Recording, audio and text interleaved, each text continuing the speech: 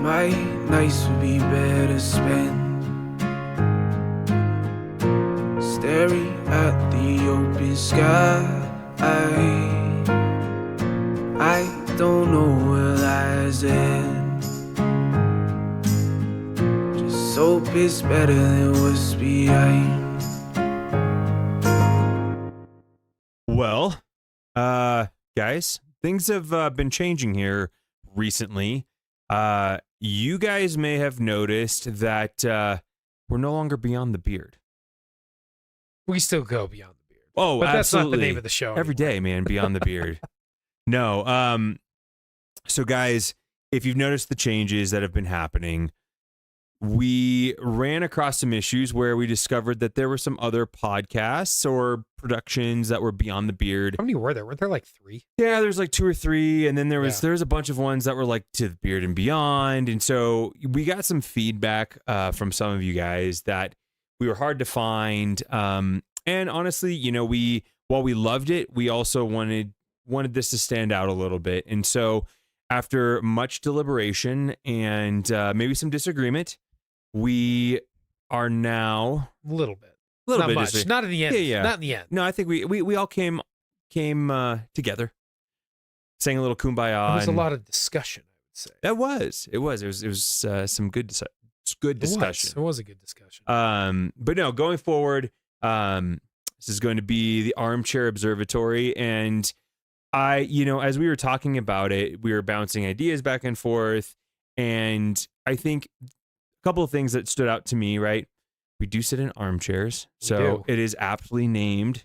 But I think the observatory part was, for me, what I thought was really cool, because when we take a second, and I think this is some of what we want to do, we take time and we actually sit and watch and look and take in information before we what's the word I'm looking for? But before we formulate our own ideas. And I think that part of what we want to do with this podcast is really continue that pursuit of truth, that pursuit of manhood. But part of that comes from observation, right? What we see going on in the world, what we see in literature, what we're seeing through history, all of those components. I think for me, that's why Observatory felt good. I don't know. Well, and I mean, I was probably the one who was dragging my feet the most. I think the reason why is I loved the name we had. I felt like it fit really well. I thought so. And I loved the sound of it and stuff like that. And it wasn't also because I made a mug that said it. I had merch all lined up for you guys. Yeah. No, I think I initially didn't like the name. Yeah. The new name. But once we kind of broke it down to, especially like the idea of, again, the armchair, right? The armchair quarterback. It's the guy who's sitting at home who doesn't really have. Yes. You're not a professional, right? No, which we're not. We are professionals in different ways, but not so much professionals in this aspect. Sure. And then adding to that the idea of observatory. Again, we're observing, we're looking at things broadly, and we're trying to also see the details at the same time. That's right. I think that'd be the reason why I liked that name change in the end. Yeah. And while I do miss the Beyond the Beard, I'm going to miss hearing that beginning of each of them. Absolutely. The episodes. But yeah, I think we picked a good name. I think it has some meaning behind it. I love the tagline the most, though. Yeah. Is the pursuit of truth, manhood, and virtue. Something like life, truth, and manhood, or something like that. Yeah, you should probably know that. Yeah, probably. I think I've only edited like one episode with the new new thing yet. So yeah, but yeah. Mike, how did you feel about the name change? Mike is our marketer, you guys marketing threw expert. me over here when yeah, I like the connotations of it, or at least the vibe. You hear armchair quarterback, and it's exactly what you think. And I feel like that's what this is. It kind of fits more of how I said I feel a lot. I'm not an expert on this. I don't want to be an expert on this in the sense of coming across as it. So I kind of think it lines up with that branding a little bit more. Yeah. I like the fact that nobody has it already. There you go. That's a good thing. That was That my did big help. thing on a lot of this is if nobody can find it because you type in the name and then there's And then 30 seven other things pop up. options. Yeah. I need to change it. So that was my view. But yeah. I'm Yeah. happy So, thank you guys for bearing with us. Thank you guys for continuing to support us. But yeah, we are picking up, moving forward. And we're going to continue to be putting out weekly content. We still are going to be focused on manhood and masculinity. We're going to be talking about all kinds of things around that, but also life and truth and virtue. Which I think go hand in hand with the idea of Absolutely. masculinity. Absolutely. Yeah. It's stuff that we've already been talking about, I feel like. I do. Yeah. So hopefully y'all like the name. If you don't like the name, well, then shut up. That was vicious. Man. I'm just kidding. No, you guys are more than welcome to openly. Hey, if you don't like the name, just send Tim an email. Okay. No, I'm just kidding. Just don't send it to me. Hey, you can find me on Instagram at the other Tim Ferriss. The other Tim Ferriss. Yeah. I remember that. The _other_ Tim Ferriss. No. Yeah. So we're just gonna keep pushing forward. So thank you guys for joining us. Thank you guys for continuing to support us. And away we go, I think. Yeah, and we're right? gonna try. I think we're gonna try some new things too. Yeah. As we go throughout the show, we've been doing singular topics, right? Yeah. And so we're gonna try to include a couple different topics now, and kind of explore a couple different things in each episode. Which I think is. I'm curious to see how it goes. Yeah. No. And on that note, Matt, what are we talking? What are the things we're talking about today? So, I mean, we're gonna be. I think the first thing is just kind of what stands out to us. Yeah. So what stood out to us this week? Yeah. And I think I'm the only one who actually had something that really stood out to me. You could remember. You had something. I had something, and I'm gonna be upset because we're gonna get done with this, and then and you're I'm gonna gonna remember it. Just save it for next time. But then you'll have plenty of time to forget it for that one too. That's right. No, I'm just kidding. So the one thing that stood out to me this week, I should have sent this to you, Mike, so you could put it up, but I just briefly found an article which said this is the title. I can't read you a bunch from the article only because it's now behind a paywall and I was only able to read it once. But I thought this was kind of interesting. It says, this is from therap.com. They said, study, Hollywood's male role models are failing young men. Where does that go in the Trump era? Now, here's kind of like the secondary line here. A 2024 report finds young males 13 to 30 crave vulnerable male characters, but experts wonder if a cultural shift could lead Hollywood in another direction. So again, there's more in here. In fact, it talks about how Ken is the biggest role model, Ken from the Barbie movie, and how men need to be looking up to him, and how like he gets lost in the fact that, you know, women are so much more powerful now, and that's detracting from men. What do you, first of all, what do you think about the whole men are craving vulnerable male characters? Where did they get that information? I know, that would be my first.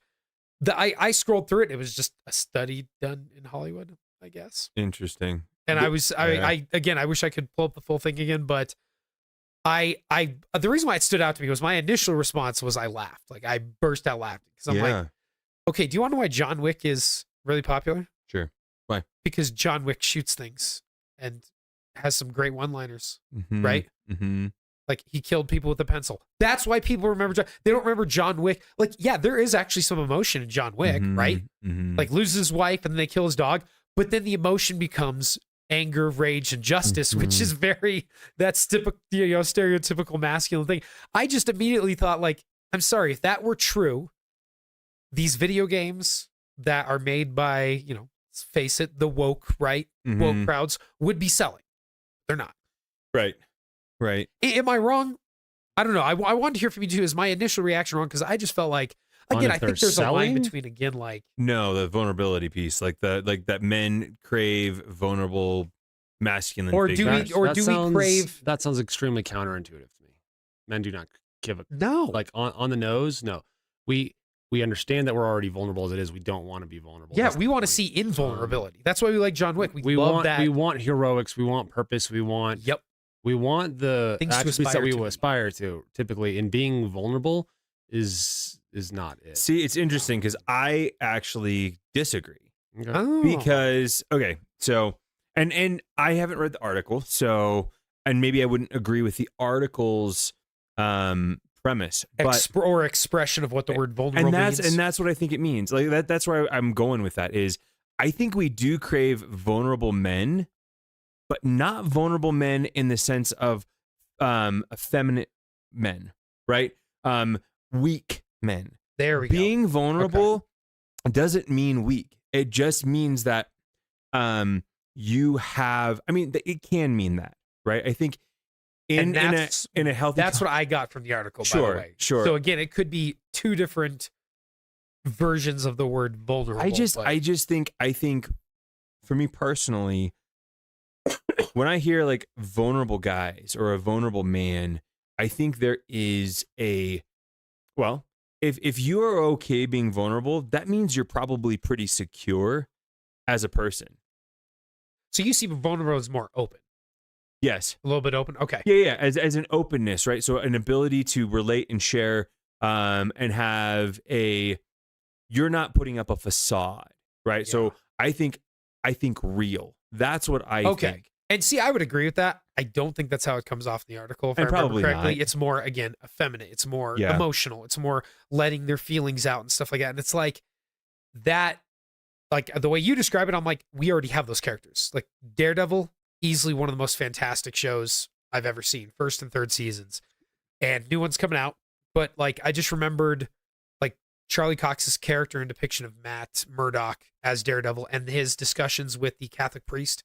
Mm-hmm. And his doubts of himself, like, am I doing this the right way? Sure. Right. And that's what I see as true vulnerability. And I love those characters. And I think that's what men crave. Yeah, no. And I think we probably should table that for a future discussion. I think so too. Because I mean, I think that there is a lot of nuance in that and how it's portrayed and what, people think it should be, all of those things. Yeah. But yeah, no, I think that's something that we can like, we'll put a pin in it. Yeah. Wasn't that from Bolt? The Yes, guy's like, thank you for getting my reference. Dude, I do that to my students all the time with movies, and they never get it. So, awesome. But yeah. So, awesome. but that's what stood out to me this week. It was just it just came across very much like, made you go. Huh. Yeah, made me go, is that really what you're seeing? Because I see the opposite in my video games, in my movies, everything and stuff like that. I'm seeing people want different things, significantly different than that. Yeah. So, well, moving on, man. Like another thing we were planning on talking about for today, failure, right? And one of what we had kind of discussed was we wanted to explore how do you approach or deal with someone else's failure? Yeah, because there's a lot. There's so much about how to deal with failure yourself. Mm-hmm, and that was the problem I actually ran into just researching this topic.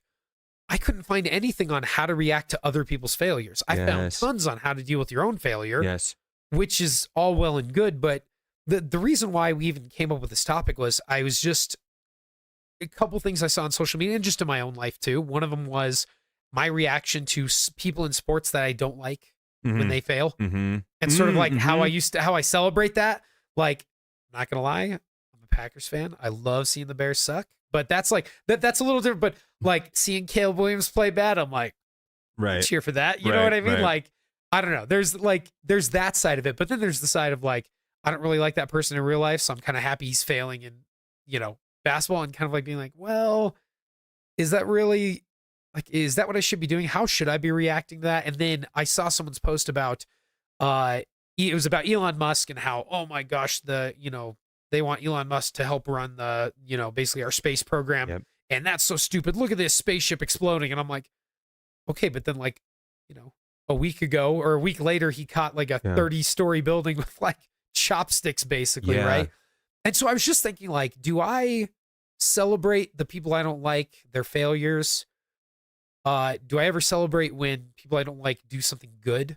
Mm-hmm. And that was just the topic and the idea. So I don't know where you guys were approaching it from, but that's where I was kind of coming at it. My thought on it was a little different because I guess I took it more from like a personal like a personal interaction component. So my thought in it was, how do I react when people fail me? Oh, interesting. That was because that really, because I think what you're talking about is true, right? Like I think a lot of us like to see people or ideas that we really disagree with fail, right? Because we have there's a competitiveness, there is a, at times we think we have the right idea and so we want the wrong idea to fail, right? Yep. We want to prove that we're yeah, right. Yeah, but if we're talking about like how do we become better people and how do we like what are the components that make us men and human and all these things, it just got me thinking of like, man, how do I react when my family what I perceive or fails, or what I perceive fails me, or friends or colleagues, or yeah, and to your point, like as I was looking up stuff on the topic, I saw a lot of, well, this is how you should approach failure. And Mike, I was going to ask you, because you mentioned it first, do you think that there is stuff that you can learn from the idea of, well, this is how I'm supposed to address failure. So if this is how I'm supposed to address failure, how can I apply that to another person? Yeah. And I definitely, I think when the moment you said like, how do I deal with other people's failure or how they fail me, my brain goes to sports immediately. Sure. Yeah. What do I do when my teammate fails? I can remember different times, right? Okay. Like I can remember someone missing a shot and be like, hey dude, it's fine. Don't worry. You're going to hit the next one. I also remember getting hit with a screen by Nate Solder. You guys remember Nate Solder? So Yes. for those of you that don't know who he is, he was the starting left tackle for the New England Patriots. He won like 3 Super Bowls. Mhm. Guarded Tom Brady's blindside. We had to play him in high school. He was same age as me. So I had to play him all 4 years of high school. And like senior year, he was like 7 foot and weighed like almost he was 300 pounds. He was huge, just a monster. And I still have it on video. I'm going down the court and the other guy on my team doesn't call the screen and I just get plastered. The guy doesn't even move. Yeah. It was like hitting a cement wall and I just fall flat on my face. But like, I remember getting up and just yelling, who didn't call that screen? Right. Yeah. It was different when like you missed the shot, you feel bad. I want to make you feel a little better. I want to encourage you. Yeah. You missed that screen and I get leveled by a dude who's going to end up playing D1 football and then play in the NFL and win multiple Super Bowls. I was ticked. I was like, because to me, again, calling out the screen is looking out for your teammates. Right? Yes. So when you're not doing that, yes, you're only looking out for you. You're not looking out for your teammates. And so it rubbed me the wrong way. Right. You know what I mean? But I mean, that was the initial thought. And then I thought, was there a better way to deal with that? Like in that moment, instead of just yelling at my teammate, like, yeah, did you call that screen? Right. Like, I don't know. I thought that was the first thing that popped in my head was like teamwork and being part of the team. And then what happened when I didn't call the screen? Right. No, How do I want people? Honestly, if you want my honest answer, I want someone yelling in my face and saying, "Don't you dare do that again." Like to be honest, like that's my competitive spirit. That's my side. But I did. That was my first initial thought. It's kind of interesting. What about you? What were your thoughts on that? Yeah, it's interesting. I was watching a clip of Jordan Peterson, and he's talking about some different things about how, like interpersonal relationship, and he points out that when it's your spouse or when it's your partner and they make a mistake, a lot of times your first initial thing is like you want them to pay for that mistake. Yeah. Right? Like your first initial response is like you did something that pissed me off, that hurt me, that whatever, and I'm going to make you pay for that.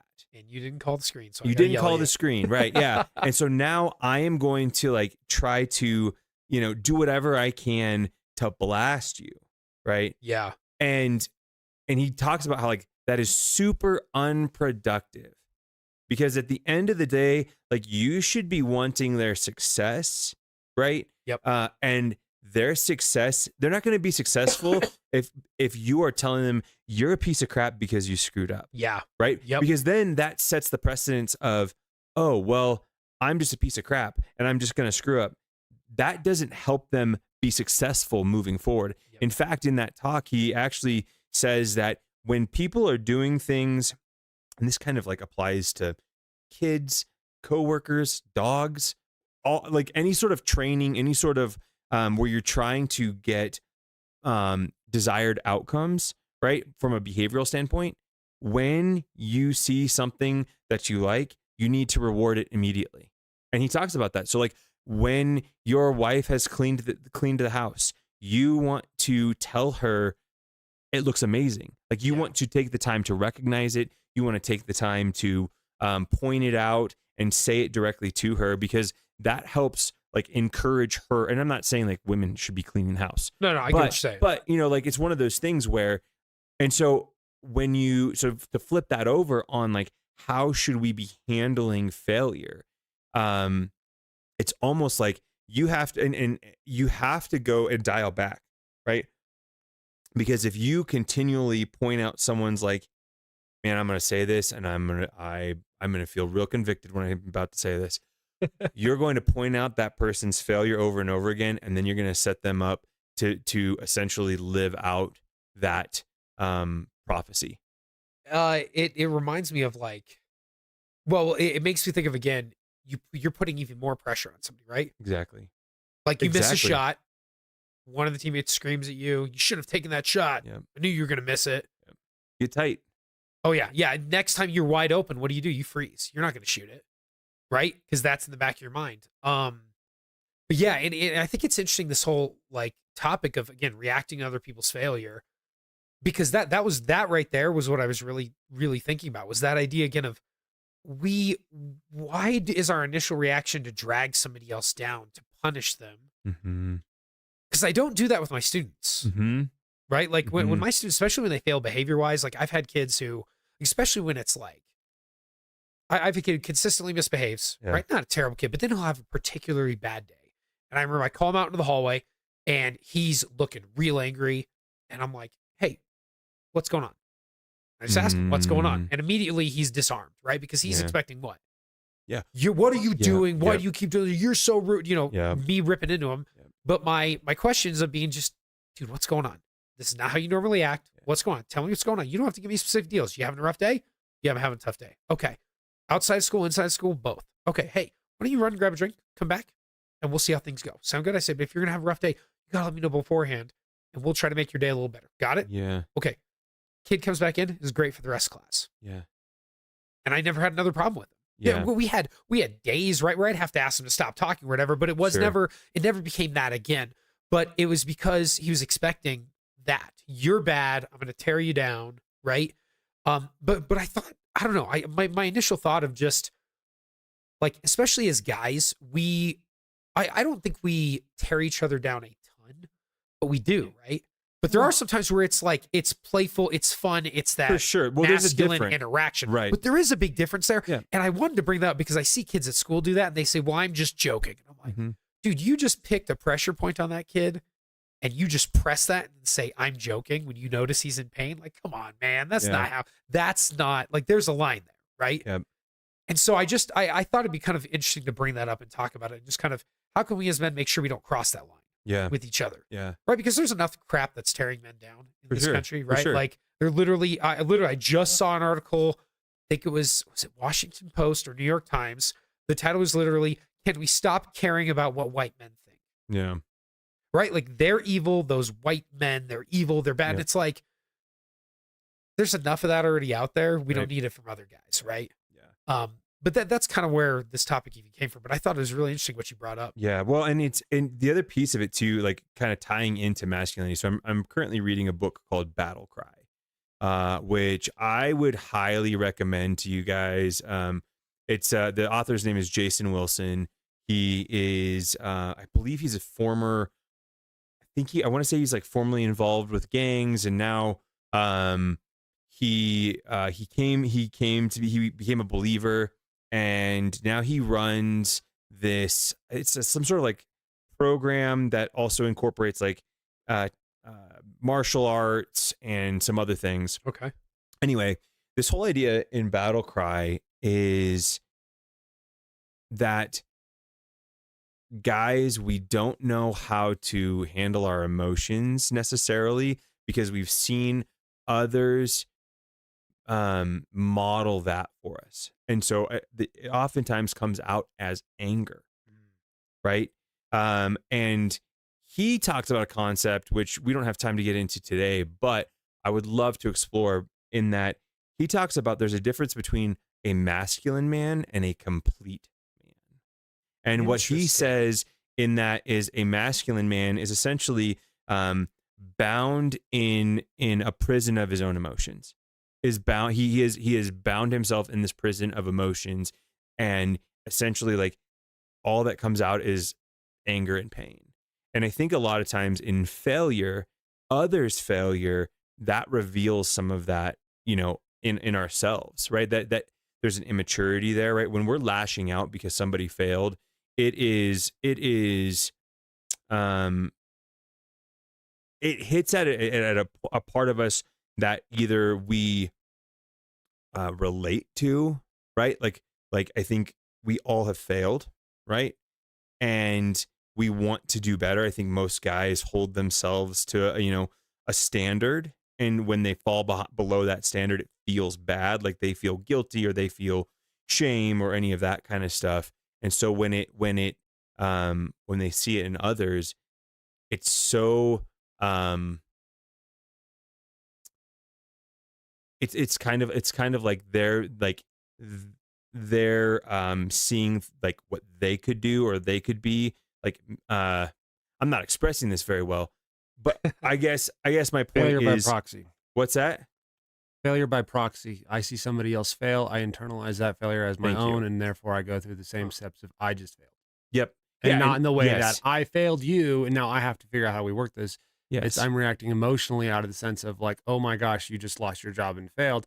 I could now lose my job and fail too. That's a real world possibility. Yes. I'm freaking out. Yes. So on that note, I actually looked up. One of the things I did come across was a Stoic's reaction to failure.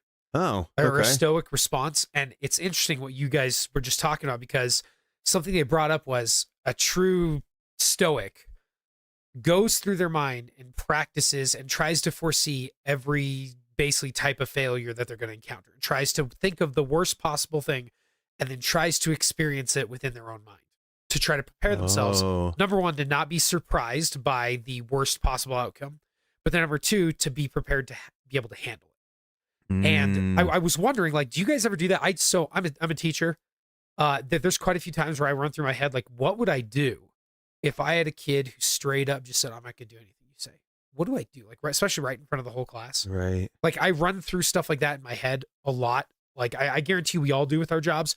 But I was wondering if that, or I think of like, what if someone broke into my house? I plan like I literally run through plans in my head of being like, okay, if I hear this, I go this first. If I think this, I, open up my gun safe first, make sure my gun's loaded, and then I go check it. You know what I mean? Yeah. And I don't know. I was going through that, even like driving and going somewhere and being like, what happens if That's somebody getting a tries to- little off like, topic of I don't know, just but failure, though. but my That's getting point on is, more like- of like situational awareness, preparedness for Yeah, other things. but Like that's a do you different do that with conversation. failure then? Is my yeah, question, I or is personally that do, but that's Do you? I would table. Yeah, I do that with everything. What does that look like though? Like what does that look like for you? We're running low. For me, it's even just now when you said when I was explaining the example of like if I lose my job, how am I going to react? That's what I do. So then I start prepping my stuff. I'm like, okay, am I doing all the work things that I know I need to be? Do I have a good idea and understanding of what my employer wants? Cool. How's my resume looking? Are my skills up to date? What's the job market look like? I'm prepping if I am getting let go, but I'm also trying to keep my mindset and not getting in the position of, okay, that did not happen to me. This is a real possibility. How do I prevent that? And then what do I do to be prepared if that does happen and it's outside of my control? So I take care of the elements I can control, which is my skill sets. Am I sure I understand what is expected of me from my employer? Am I prepared, on every level and understanding what the market's going to need if I get let go? And if it does happen, which is the thing that's can be outside of my control, then I have a plan of action moving forward. So what's interesting about you said that was the Stoic reaction, the idea that even though like I don't know if it's going to happen or not, but I'm going to focus on what I can control and assess that situation. Well, I think it's really interesting. That's why I kind of brought it up. I just thought it was interesting, that the whole line of failure and just looking at it from a different perspective. Well, and I think that can really help us in dealing with others' failure, because you have to then, using that model, put yourself in their shoes. Yes. Yep. Right. So I was listening to a TED Talk educational video, and they brought up a study that I had to go find. It really irritated me. I spent like 20 minutes trying to find this study, but I did. And it was this study of foreign language students who essentially at the beginning level, what they wanted from their teachers was like positive encouragement, right? And so like that was what was helpful for these beginner language learners, was positive encouragement.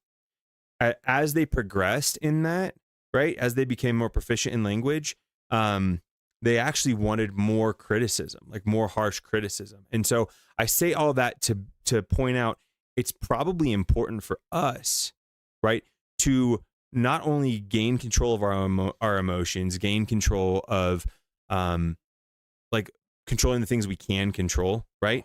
But then also understanding like what that could look like for that person and where that person is at. Because I think there are going to be times in life where if it's somebody you know well or a colleague or whatever, where it will be appropriate for you to go, hey man, that was absolutely out of line, right? Like come down and go, dude, I know you dropped the ball here, but like that was out of line the way you handled it or whatever it is, right? Now it probably should be done respectfully and with that person in mind, but then there's going to be times when you need to come out like you did with the student, right?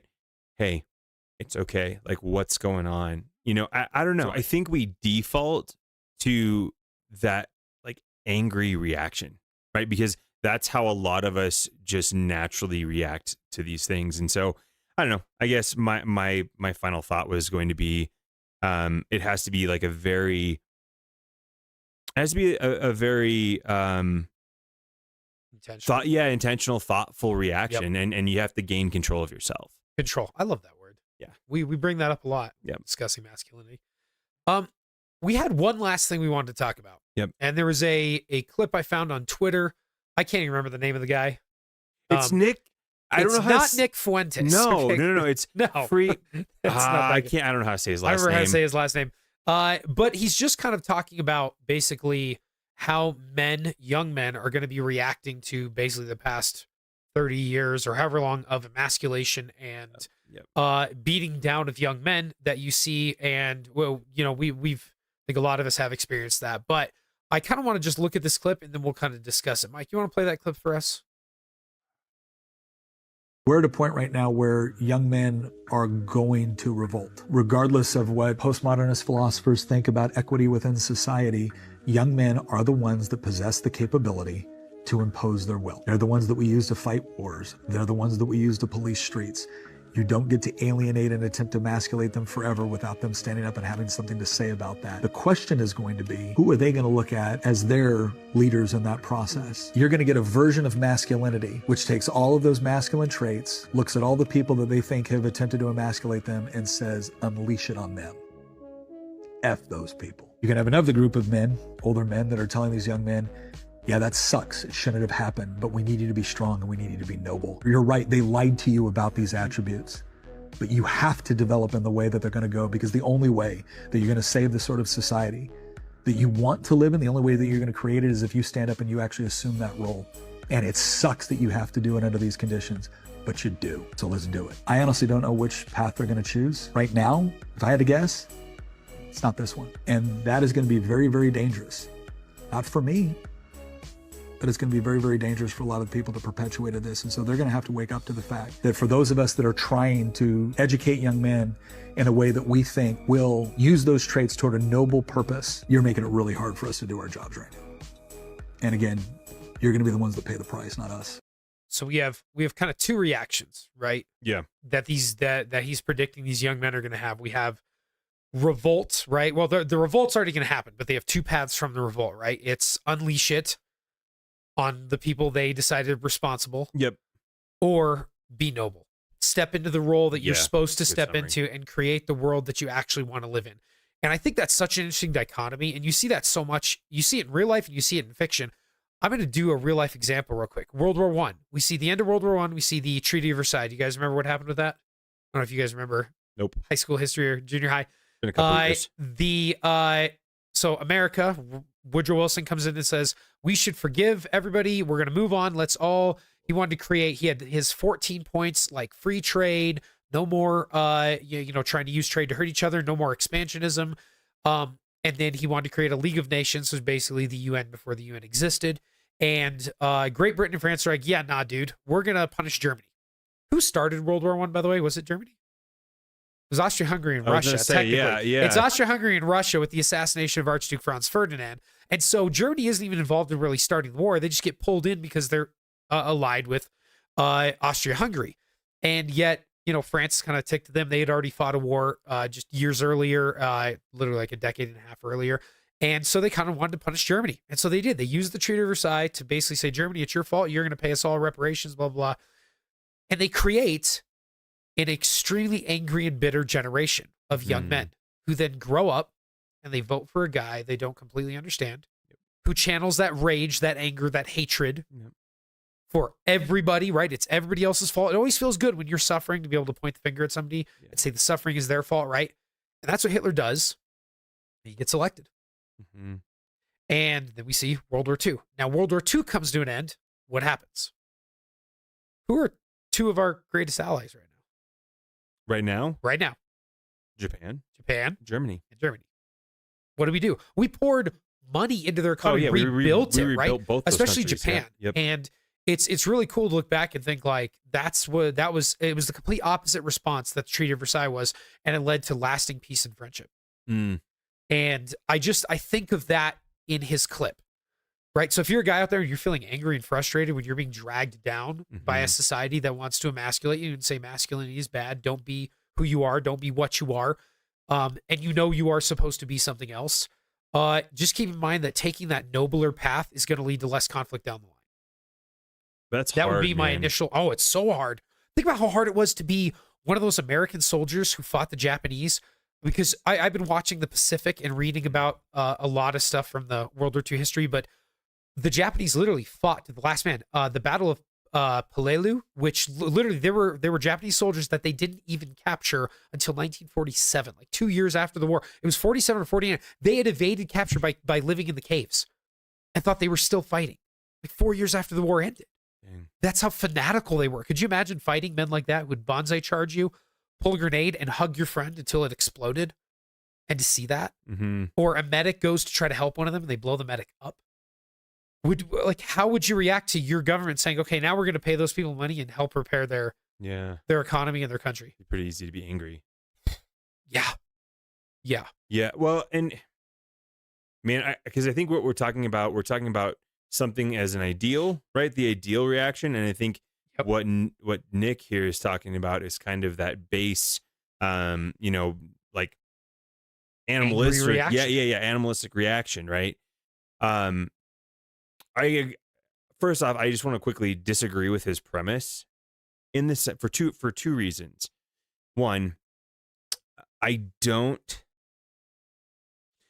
know that this current generation of young men is I must say this, is fully capable of revolting in the way he is saying. And the reason being is we live in a time where we are more concerned about pleasure and enjoyment and having fun, indulgence, right, than we are about anything else. And you look at the way kids consume and kids look at how many young men, right, are playing nothing wrong with video games, but are like wasting a lot of their time in their life doing that. Well, again, that becomes the purpose, and that's what of existence, rather than becoming a hobby side thing. And so I think this current generation, there is a lot more like mental manipulation that they've undergone outside of the social construction and the social impact of the messaging around it, right? There's also like this idea that, well, if I revolt, what am I going to lose? Yeah. Right. Yeah. And so that's where like I don't agree with Nick in the way he says that they're going to revolt. Now maybe they will, right? Well, you are seeing some changes in, I think it's Gen Z is the new gen, right? Where you're seeing a huge, and you can see it in America, in Europe, where you're seeing a massive split where women are becoming more liberal and males are becoming far more conservative. Yeah. And in fact, if you're seeing like joining of churches, the churches that are growing are things like Orthodox Church, yes, Catholic Church, Protestant still growing, but not as fast because it's very loose versus like the strict, the structure, statutes, the structure. Men are actually now. I think I was reading something. There's a trend for young men being more engaged in churches now than they ever have before, which is really or at least cool. Recently. It's interesting, but to your point, there is there are different trends that show that something revolt is or something's a revolt coming, is happening. right? Yeah. Something, but I don't think it's going to result. I don't think it's going to be. I don't think you're going to see the negative. Not in the way, as much not in the way as he's saying. Yeah, I'm wondering if you're going to see something in the middle where again it's almost like we want this, but we also don't want to have to be the noble, upholding the true values of masculinity. I don't know. I'm curious to see, or will it like peter out? Well, what is the noble response? And that's kind of the like I said, comparing it to like World War II, right? The noble response is, okay, yeah, this sucked, but we need to make this world a better place. So we're going to assume the role we're supposed to, and we're going to go about that. We're not going to try to hurt you. We're not going to try to punish you. We're going to go about and just do the right thing. So we're going And to, I think that's what he's trying to say. so essentially it's the So men are perspective, men are going to step into the roles they're supposed to be. and it's almost Leadership like roles. hey, we're going to let these grievances go, and we're going to set the I world in think that's order. the ideal response, but man, it's hard because I think that's why you see why someone like Andrew Tate is so appealing. Yeah. Right? Because it tends to be the other side of that unleash it. Yep. Unleash your masculine side. And it's like, nah, dude, that's wrong. That's another side of the wrong. Right. And I don't know, man. I think it does get you thinking though, because as guys, especially specifically like where we're at in life, we are, not only are we parents and, either are raising young men or are raising daughters that are going to be dating with young men. Yep. We are in that role that he's talking about, like the older men trying Is that weird to hear, by the way? Yeah, dude. We're the older men now. Yeah, we're in that spot of we get to speak into these young guys' lives, and so it's going to be super important, A, for us to have the right messaging, but then B, for us to actually step up and do it. Yeah. Right? Well, because we have to engage. Yeah. And I think that's kind of the whole thought behind this podcast was reach out to other men. Yeah. And that's why we have so many interviews. I think that's why we bring guys in. Because Yeah. we want to get those good older men to share that wisdom. Yeah. And I'm just hoping that young men can be humble enough to receive it. I hope that they are engaged enough that it's because here's the thing. I think there's so much about entertainment that things that are not fully like You're just distracted. Yep. It's a lot about distraction right now. And so I think for us, at least for me, something I've thought about a lot is in looking at people who have watched this podcast so far, like the demographic that tends to pop up is like demographic that's kind of close in age to us. Yeah. Right. Yep. And I've just, as we've been doing this, I would love for us to also find ways that maybe reach all these different demographics, right? Like and this is like young guys, if you end up if you're watching this, if you pick this up, my challenge for you is stay the course, right? Take time to, and I'm not saying it just has to be us, right? Like, but take time to do things that are going to help you grow as a person and as a man, and not just things that are going to make you feel good and entertained in this moment, right? Because that stuff's easy. It's easy to scroll on Instagram or TikTok or any of that stuff. It's hard to make time to read a book. Right. Yeah. Spend time listening to things that are going to make you a better person. Spend time doing things that are going to actually have a net positive for your life, right? Because look, there's plenty of time to do things that are fun, right? Yep. I was thinking about it. How much time am I going to have when my kids grow up? Well, no, there's what I was that. thinking about. There is that. Oh my No, gosh. I was thinking about it just, it might've been this morning, about when we look at a goal, right? We tend to think like you've heard it takes what 10,000 hours to fully master something. Yeah. Right. That sounds incredibly impossible, right? 10,000 hours. But when you break it up into smaller goals, so like I was thinking about something for me personally, where if I had just taken 15 minutes every day and just devoted it to listening to this book it was a book that I've been trying to finish.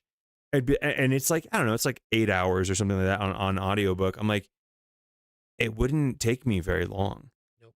It's like 15 minutes, like breaking that up. And so, and this is just for anybody, but like, there's going to be time for you to do fun things, right? You will have time to scroll and play video games and all that stuff, but you had better like take control of your time and at least allocate a little bit of it to becoming a better person, a better human. And it's not always easy and it's not always fun, but the benefit will far outweigh you just using that time to spend another 15 minutes doing one of those things. Mike, did you have any thoughts on that clip?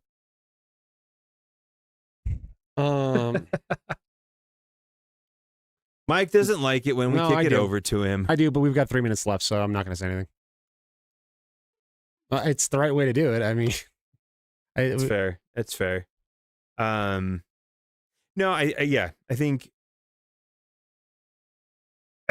I like what Nick is pointing out, right? I think it is, and warning about. Yeah, I think it is a wake up call that everybody, and I mean everybody, not just those who are on a different political side, right? It is an everybody problem, because one of the things he points out in there is that, it won't be a problem for me, and I fully disagree with that, right? Just because you're a person who stands and says, "Oh, I'm doing the right thing. Look at guys, I'm trying to make you better. I'm trying to do these things." I think like it will impact him, and if that comes to fruition, it's going to impact him in a negative way. I think he more or less means reference in timing. He's getting older, so are we. By the time the generation that's below us gets up to the point where they can actually rebel and revolt and cause a lot of damage, he will be sunsetting his career, his life, things like that. So he will be impacted, but he is kind of right. He won't be the one that really has to deal with it. Not in the same sense that we are or our children will be. I think that's what the reference is to. It's not like he's not going to be impacted. It's like he's going to be old at that point. Sure. His fight's over. Well, I think it's all that it wouldn't be directed towards him because he wasn't the one perpetrating those things in the first place, is I think part of what he was saying. I don't think it had anything to do with that. He's talking about generalities of how we're dealing with society. Said it, if you rewatch it. That's the third time I've watched it, yeah. But we talked about a couple different things today. Yeah. Touched on a couple different things. Kind of that Hollywood thing at the beginning was kind of interesting. And then discussion of how we react to others failing, which is actually a lot deeper than I thought it was going to be. That could be another discussion, honestly. Yeah. There's a lot to that. And then that clip was very interesting. I really enjoyed that. Yeah, I think if I could tie it all together, it's how are we reacting to all of these outside influences, right? Yeah. And it's really important as men that we understand, have a plan, have a way to deal with these things that's actually positive. Yeah. And have control. And have control. Yep. Well, thanks guys for joining us for the first episode of the Armchair Observatory. Love it. I'm so tempted to say conservatory, but that's Clue, so I'm not going to say that, Mike. Anyways, thanks guys for joining us, and we'll see you in the next episode. See you guys. When this silent, you'll be alone, far from friends in life. You'll spend your evenings getting stoned to numb the ache inside.